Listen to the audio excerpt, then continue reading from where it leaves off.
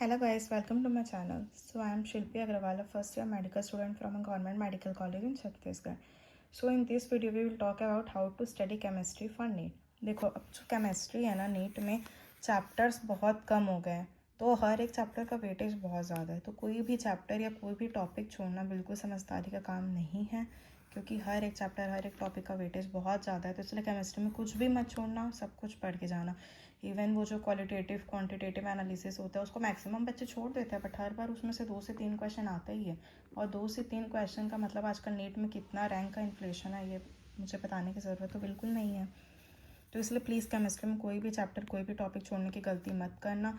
कोई अगर देखो कोई भी टॉपिक वीक है ना, तो उसको सुधारने का एक ही तरीका है कि उसको बार बार पढ़ो। तुम उसकी थ्योरी बार बार रिवाइज करो, उसके क्वेश्चन और ज़्यादा प्रैक्टिस करो, उसके PYQ और ज़्यादा प्रैक्टिस करो, तभी वो टॉपिक तुम्हारा परफेक्ट हो पाएगा। तो इसलिए केमिस्ट्री में कोई भी टॉपिक अगर तुम्हारा वीक रहता है या तुम तुम पढ़ नहीं पाते हो उसे अच्छे से, उसके क्वेश्चन सॉल्व नहीं कर पाते हो, तो उसको और ज़्यादा रिवाइज करो, उसके और ज़्यादा क्वेश्चन सॉल्व करो। तो सबसे पहले आते हैं ऑर्गेनिक केमिस्ट्री में। अब ऑर्गेनिक केमिस्ट्री में क्या होगा, जो NTA वाले हैं वो लोग घुमा फिरा के तुमको NCERT के इंडेक्स क्वेश्चन ही देंगे, NCERT के एक्सरसाइज क्वेश्चन ही देंगे जो कन्वर्जन्स हैं उसमें। बस ऐसा हो सकता है कि तुम्हारा रिएजेंट चेंज हो, प्रोडक्ट पे आ जाए। इवन ऐसा कुछ कुछ रहता है ना कि इस रिएक्शन में ये वाला रिएजेंट वर्क नहीं कर सकता, तो उस पर क्वेश्चन बहुत आएंगे। तो उन सब चीज़ों को एकदम पढ़ते हुए चलना। और ऑर्गेनिक है तुम्हारा बहुत वॉलेटाइल है, मतलब शुरू में तुम्हें लगे कहाँ फंस गए, क्या पढ़ना पड़ रहा है, इतने रिएक्शंस याद करने पड़ेंगे। बट जैसे जैसे तुम उन्हें याद करते जाओगे, क्वेश्चन सॉल्व होगा ना, तो तुमको मज़ा आने लगेगा ऑर्गेनिक के रिएक्शन सॉल्व करने में। ऐसे भी देखो ऑर्गेनिक के क्वेश्चंस बहुत ज़्यादा आते हैं और इजी आएंगे, NCERT बेस्ड ही सारे ऑर्गेनिक के क्वेश्चन आएंगे। तो इसलिए ऑर्गेनिक पे अच्छे से फोकस करना। तो ऑर्गेनिक को पढ़ने का तरीका ये है कि सबसे पहले तुम लेक्चर्स अच्छे से अटेंड करो, जो भी तुम्हें सर पढ़ा रहे हैं एकदम ध्यान से सुनो। और इवन जैसा सर बताएंगे कि यहाँ पे ये रिएजेंट वर्क नहीं करेगा या यहाँ पे ये इसलिए वर्क कर, उसका मैकेनिज्म थोड़ा बहुत एक्सप्लेन करेंगे, तो तुम इसे साइड में लिखते जाना अपने लैंग्वेज में, हिंदी इंग्लिश जिस भी लैंग्वेज में तुम्हें लिखना है तुम साइड में लिखते जाना, ताकि तुम जब उसको रिवाइज करो तो तुमको ये समझ आए कि ये चीज़ें जो हो रही है, ये रिएक्शन जो हो रहा है वो कैसे हो रहा है, क्यों हो रहा है। वरना बाद में चीज़ें बहुत कॉम्प्लिकेट होंगी और तुमको रटना पड़ेगा, और रटोगे तो फिर जल्दी भूल जाओगे। इसलिए कोशिश करो कि जो भी सर बताएं एक्सप्लेन करें उसे साइड में लिख के रखो, और उसे पढ़ोगे तो तुम्हें उसका मैकेनिज्म अच्छे से समझ आएगा। क्लास नोट्स बहुत अच्छे से बनाना, एक एक पॉइंट नोट करना जो भी सर पढ़ाएंगे। फिर उसके बाद जैसे ही तुम वापस रिटर्न आओगे तो सबसे पहले एक बार क्लास नोट्स को अच्छे से रिवाइज करो और मॉड्यूल के जो भी क्वेश्चन है उस टॉपिक के उसको सॉल्व करो। अब ऑर्गेनिक कभी भी ऐसा नहीं होना चाहिए कि तुम एक दिन में ऑर्गेनिक रिवाइज नहीं करें। ऑर्गेनिक को डेली पढ़ना है, क्योंकि ऑर्गेनिक बहुत वॉलेटाइल है, तुम्हारे दिमाग से बहुत जल्दी उड़ जाएगा। तो इसलिए ऑर्गेनिक को डेली रिवाइज करो और स्टिकी नोट्स चिपकाना शुरू कर दो। मतलब जैसे ही तुम आज आए पढ़ के, ठीक है, सर ने पढ़ाया रीमर टीमर रिएक्शन, अब reamer teamer reaction naming reaction है, बहुत ज़्यादा इंपॉर्टेंट है, हर बार उससे क्वेश्चन आ ही जाता है। तो स्टिकी नोट्स लो, रीमर टीमर के जितने भी 3-4 पॉइंट है कि ये ऐसे करता है, इसका इंटरमीडिएट ये होता है, जो भी रहता है उसे स्टिकी नोट्स में लिखो और तुरंत वहीं अपने सामने वॉल में चिपका दो, ताकि जब तुम इसे हफ्ते में एटलीस्ट एक बार भी ओवरव्यू कर रहे हो ना, तो वो चीज़ें तुम्हारे दिमाग में छप जाएंगी।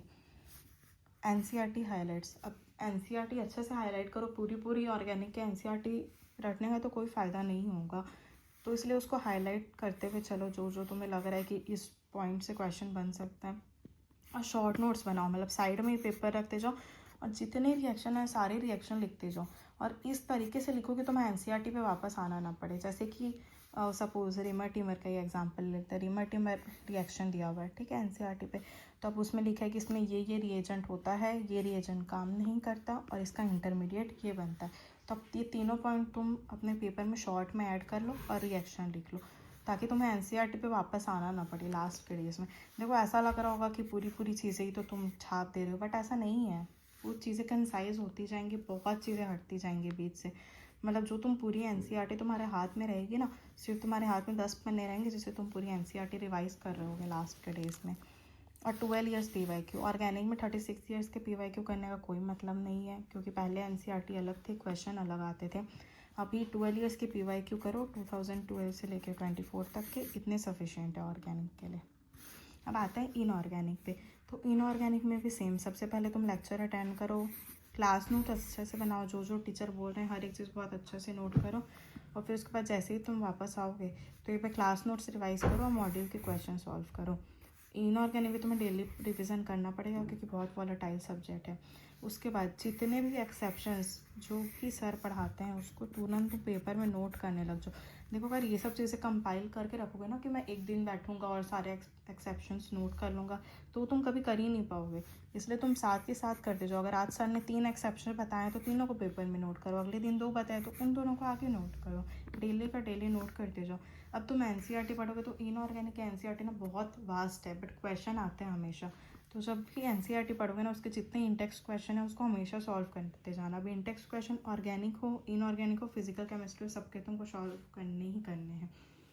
तो तुम सॉल्व करते जाना इंटेक्स्ट क्वेश्चन। और एक्सरसाइज में अगर तुम्हें कुछ लगे कुछ रेलेवेंट क्वेश्चन के साथ ये क्वेश्चन नीट में आ सकता है तो वो सब तुम सॉल्व करते जाना। और इनऑर्गेनिक के एनसीईआरटी ना हाईलाइट करते हुए चलना।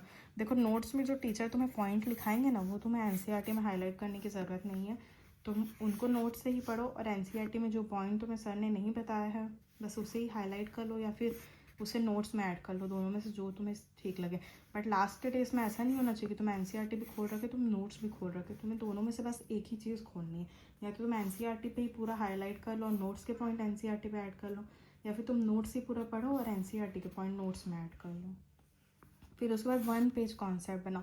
अब इनऑर्गेनिक में एक्सेप्शंस और रट्टा मारना ज़्यादा होता है और कॉन्सेप्ट थोड़े कम होते हैं, तो इसलिए जितने भी कॉन्सेप्ट रहते हैं उनको एक एक पेज में बना लो। जैसे हाइब्रिडाइजेशन और जैसे केमिकल बॉन्डिंग है तो उसमें हाइब्रिडाइजेशन है और जो भी है उन सबको ऐसा एक पेज में जितने कॉन्सेप्ट है सबको एक ही पेज में लिख लो, ताकि बार बार जब तुम्हें कॉन्सेप्ट्स रिवाइज करना हो तो बार बार तुम्हें नोट्स में ना जाना पड़े। मतलब ऐसा हो कि तुम बस एक कॉन्सेप्ट वाला एक पेज रखे हो, उसके साइड में एक्सेप्शन वाला एक पेज रखे हो और दोनों से ही तुम्हारे लास्ट के डेज में पूरी की पूरी इनऑर्गेनिक रिवाइज हो जा रही है। अब उसके बाद आते हैं फिजिकल केमिस्ट्री में। फिजिकल केमिस्ट्री में भी लेक्चर और क्लास नोट्स तो सब में सेम ही है। पहले लेक्चर देखो, क्लास नोट्स अच्छे से बनाओ, फिर उसके बाद आओ रिवाइज़ करो घर में एक बार, फिर मॉड्यूल पढ़ो। फिर उसके बाद फिजिकल केमिस्ट्री में तुम फार्मूला शीट बनाओ। अब फिजिकल केमिस्ट्री की एनसीईआरटी पढ़ना तो उतना इंपॉर्टेंट नहीं है अगर तुम अभी फ्रेशर्स हो और तुम्हारे पास टाइम है और तुम पढ़ना चाहते हो तो तुम पढ़ सकते हो। बाकी जो ऐसे जितना भी थ्योरी का पॉइंट रहता है जिसमें से शायद नीट में थ्योरी क्वेश्चन आ सकता है या असर्शन रीजन आ सकता है, वो सब जनरली टीचर्स नोट्स में ऐड करा ही देते हैं। तो फिर भी अगर तुम्हें पढ़ना है तो तुम कर सकते हो, नहीं तो तुम खाली एनसीईआरटी के इंटेक्स्ट क्वेश्चन सॉल्व करो और एक्सरसाइज क्वेश्चन जो तुम्हें लग रहे हैं कि थोड़े नीट के लेवल के हैं उन्हें सॉल्व कर लो। बाकी इंटेक्स्ट क्वेश्चन तो मत छोड़ना। फिजिकल केमिस्ट्री के इंटेक्स्ट क्वेश्चन से तो डायरेक्ट हमेशा आता ही, हर साल 1 से 2 क्वेश्चन डायरेक्ट इंटेक्स्ट से ही आता है। और फिजिकल केमिस्ट्री में तुम्हें 36 ईयर्स के पीवाईक्यू करना है। फिजिकल केमिस्ट्री में तुम्हारे 12 ईयर्स के पीवाईक्यू से कोई काम नहीं चलेगा, तुम्हें पूरा 36 ईयर्स का ही करना पड़ेगा। इनऑर्गेनिक और ऑर्गेनिक केमिस्ट्री में तुम्हें 12 ईयर्स का करना है और फिजिकल केमिस्ट्री में तुम्हें पूरा 36 ईयर्स का ही करना पड़ेगा। अब इसके अलावा अगर तुम कुछ एक्स्ट्रा बुक सॉल्व करना चाहते हो तो तुम कर सकते हो, बट मुझे लगता है कि इतना इनफ है। मतलब तुम्हारी फर्स्ट प्रायोरिटी ना क्वेश्चन सॉल्विंग के लिए हमेशा अपनी कोचिंग का मॉड्यूल ही होना चाहिए। तो ठीक है, आई होप ये वीडियो आपको हेल्प करेगी।